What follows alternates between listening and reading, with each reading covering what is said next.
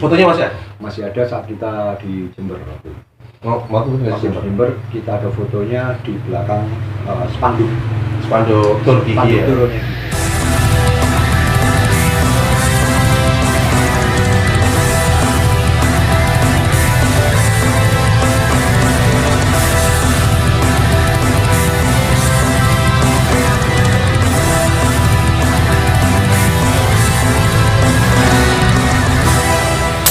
Kita tunjukkan ya. Nanti saya pasang lagi. Biar teman-teman percaya. Ini nggak bohong. Tidak ada yang bohong di sini, kita buka-buka. Belak-belakan lah ya. Belak-belakan. Blecet. Ya wis. Apa blecet? Kok dompet mau memet. Tidak apa-apa, itu nanti bisa jadi kalimat-kalimat kontroversial. Tapi itu bahasa Surabaya. Iya. Atau mungkin ya bahasa Jawa Timur. Bahasa Jawa yang Timur. banyak sudah dilupakan oleh generasi muda. Memet. Blecet. Iya. Apa mana? Terus apa ya? Lelet. Lalat. Banyak. Nanti kata-kata itu akan muncul di sela-sela pembicaraan kita, ya kan? Maklum, kita tidak bisa berbahasa Indonesia yang baik dan benar. Kata Yusuf Badudu harus baik dan benar. Tapi kalau kita bukan baik dan benar lagi. Apa? Baik, benar, cerdas, dan kadang ya op. Ya, satu sisi karena masalahnya ya itulah ya. Kita komunikasi sehari-hari juga bahasa Surabaya, Bahasa Surabaya. jadi kosakata. Kadang-kadang kita lupa, tahu maknanya tapi tahu. Yus gitulah ya. Oke. Lanjut situ. Di kota pertama di Jember. Kota pertama, kedua sebenarnya tidak ada masalah. Kita bermain safe aja. Safe ya di situ ya. Safe aja. Cuman waktu di Bojonegoro masa kita cukup banyak sih. Artinya nggak kalah lah dengan beliau bintang utama. Iya. Jadi waktu kita bermain pun kita merasa nyaman sesuai target. Waktu itu hanya membawakan 6 lagu dan itu pun gak ada masalah. Not really matters, artinya penonton masih kasih gajah dan tetap mengeluhkan itu. Bahkan antara Gigi dan Pumars akrab ketika di hotel. Itu perjalanan saat ke Tulungagung. Di Tulungagung ya. Jadi akrab di venue yang ketiga. Ini langsung aja kita split ke venue yang ketiga di Tulungagung ya. Di Tulungagung kita nginep bareng di hotel waktu itu dan kamar kita tidak jauh, artinya masih bisa saling komunikasi, sering ketemu saat di hotel. Bahkan ada momen ketika kita makan bareng pun ya masih sempat sama-sama. Kemudian yang saya salut dari band Gigi adalah memang disiplin. Bagaimana ketika makan pagi, makan siang, dan makan malam tidak akan pernah terlambat karena secara manajerial mereka benar-benar menerapkan sistem disiplin. Yang saya ingat waktu itu manajernya Gigi adalah Mas Didit ya, itu kalau waktunya bangun ya harus bangun.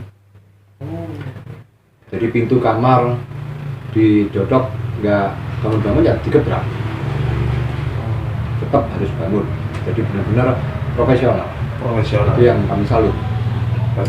Berarti sampai mendengar ketika Mas Didit membangunkan para. Ya, jadi kita sempat mendengar ketukan yang sangat keras karena memang salah satu personel nggak bisa bangun. Kalau kami tahu siapa, kira-kira masih ingat nggak kira-kira waktu itu siapa? Nggak tahu. Jadi itu kamar siapa kan nggak hafal juga. Ya sama-sama lah. Iya. Nah, oh iya, sebentar. Kira-kira sampai masih ingat nggak itu album keberapanya Gigi tuh gitu? Kalau nggak salah lagu andalanya masih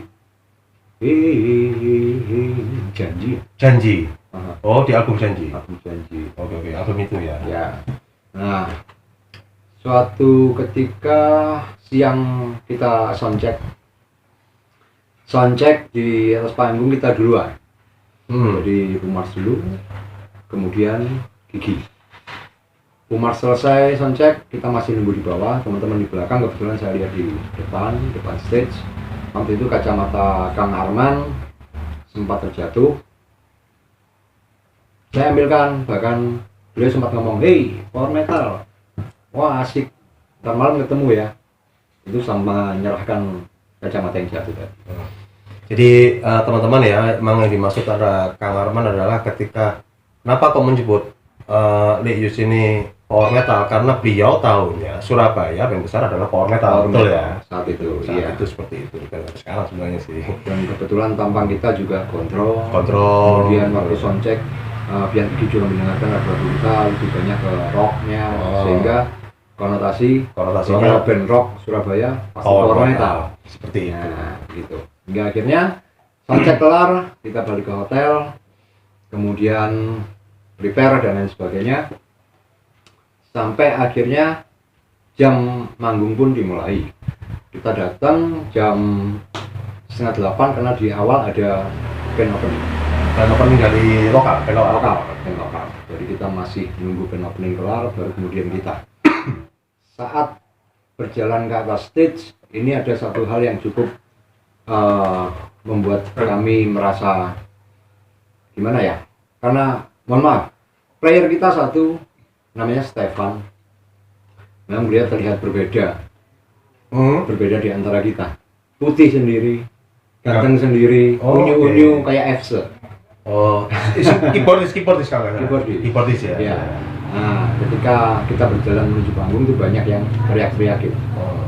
Woi, ngapain? Pulang aja, gini. Oh, oke. Karena memang tampangnya bukan tampang musisi. Bukan tampang musisi ya. Jadi sempat ada banyak kolok-kolokan. Oh, oke.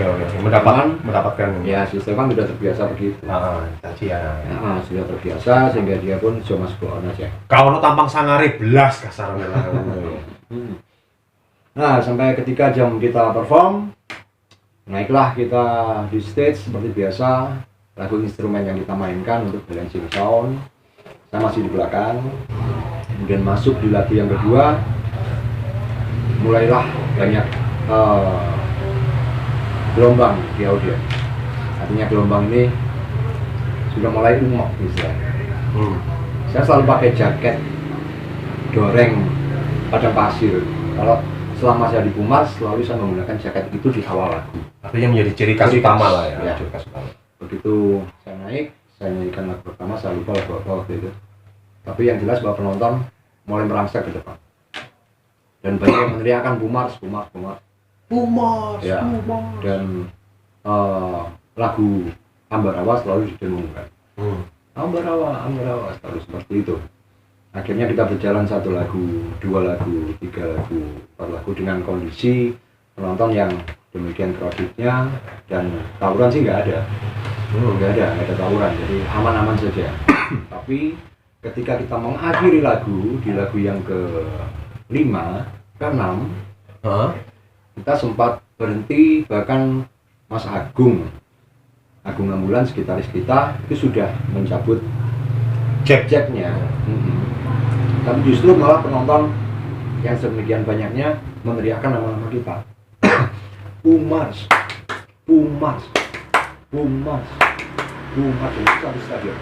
Minta kita terus. Lokasinya waktu itu di stadion Tulungagung namanya. Iya. Nah, sampai di situ kemudian stage manager, kemudian ada promotor juga waktu itu sempat neriakin kita dari belakang, Mas, masih ada lagunya nggak? Lanjut aja dulu. Oke. Itu saya sempat melirik ke belakang, Kang Arman ada di samping tangga masuk menuju mau siap-siap udah prepare. Ya. Akhirnya karena permintaan dari promotor, kita lanjutkan dari 1 lagu masih diteriakin lagi hingga 1 lagu lagi, sehingga ada penambahan 2 sampai 3 lagu lah. Begitu kita turun selesai, langsung saya sempat ingin menyalami Kang Arman waktu itu. Ya, Kang Arman, kalau nonton channel ini atau mungkin sempat suatu saat nonton channel ini, saya yakin beliau masih ingat. Ya, sempat akan saya salamin di panggung, di tangga. Sudah respect lagi, bahkan melihat dengan mata yang kok gitu Bang, kayaknya gitu. Gitu. Itu mungkin menurut Anda mungkin ya, mungkin dengan kalimat yang berulang tapi tidak terucap, mata Kang Arman melihat saya seperti itu, dan akhirnya saya nggak jadi salah, Mas. Ya. Nah. Oke. Setelah kita turun, Gigi main, kita juga enggak seberapa mengikuti saat Gigi main, karena begitu kita turun panggung, kita di belakang, di depan itu audiens sangat ramai, mungkin kacau atau apa nggak tahu. Tiba-tiba aja banyak benda-benda yang melayang di panggung. Gigi maksudnya Gigi dilempari gitu? Saya nggak bilang begitu, tapi paling tidak banyak Benda-benda melayang di panggung, di atas Iya. panggung. tak ya, kita sempat kaget loh, ada apa. Hingga akhirnya konser terhenti. Wow. Konser berhenti, kita nggak tahu lagi apa yang terjadi. Tiba-tiba aja waktu itu kan Umars bawa mobil sendiri nih ceritanya. Kita bawa 2 mobil, kemudian Gigi naik bis sponsor. Nah, rokok ya, sponsor. Salah satu rokok ya? Betul. Dia naik bis. Nah, justru ketika pulang, mobil kita yang dipakai oleh Gigi. Ya. Jadi promotor bilang gitu. Mobil kalian dipakai Gigi, kalian masuk di busnya Gigi. Saya nggak tahu misinya apa. Kami nggak paham, tapi ngikutin aja. Dan akhirnya mobil pun berangkat, kami masuk ke dalam bis. Nah, ketika di dalam bis, kita juga masih belum tahu apa yang terjadi. Kok bis nggak berangkat gitu. Oke. Bis nggak berangkat hingga akhirnya banyak penonton yang istilahnya merubungi ya, mengitari bis itu. Mengkerumuni. Banyak kerumunan di sekitar bis itu. Apa ya? Ngerubung lah ya. Merubung, menyemut. Ngerubung. Menyemut. Dan kita nggak tahu ini ada apa. Terus kita harus ngapain? Nah, sementara bis itu kan tertutup kordennya. Kita mendengar rame hingga akhirnya kita buka korden itu, loh, ini penonton pada ngitarin bis kita. Nah, ada apa? Akhirnya saya beranikan diri. Waktu itu saya sempat tanya, buka pintu dikit lah, ada apa? Mereka bilang, loh, Umars ya? Iya. Minta kenang-kenangan, katanya gitu. Kenang-kenangan apa begitu ya. Dan mereka pokoknya pada nuntut, minta kenang-kenangan. Hingga akhirnya seizin sopir bus waktu itu saya bilang, Pak, kita mau turun. Jangan, Mas. Oke, kalau kita nggak bisa turun, biar penonton yang naik ke bis aja deh satu-satu. Saya nggak tahu kenang-kenangannya dimaksud apa. Mungkin tanda tangan atau apa. Kita nggak paham. Ya. Waktu itu ya. Karena pulpen kita juga nggak bawa, sebetulnya juga nggak bawa. Karena kan tidak berpikiran sampai ke arah sana kan begitu kan ya. Hanya karena untuk menenangkan crowd itu. Ya. Akhirnya bis pun kami buka, giliran satu persatu mereka naik di atas bis kita. Oke. Kita pun bersalaman dengan mereka, dan karena mereka minta kenang-kenangan, kalau zaman dulu player itu selalu pakai gelang monel ya, seperti inilah. Nah, seperti itu, ada kalung, aksesoris banyak lah kalau zaman dulu itu. Sehingga kita berikan satu persatu ke mereka. Siapa yang pakai gelang monel mungkin di sebelah kiri ada 5, sini habis satu. Hingga akhirnya giliran si Iwan atau Lek Nanang, drummer kita, dia pun juga begitu, pakai kalung, pakai ini, habis. Agung juga habis. Waktu itu si Lukas, basis kita, juga kehabisan sudah. Tapi penonton masih naik. Masih naik. Tapi mereka tertib ya? Tertib ya. Nggak anarki lah ya? Ya. Dan akhirnya karena kita sudah kehabisan, baju yang diambil.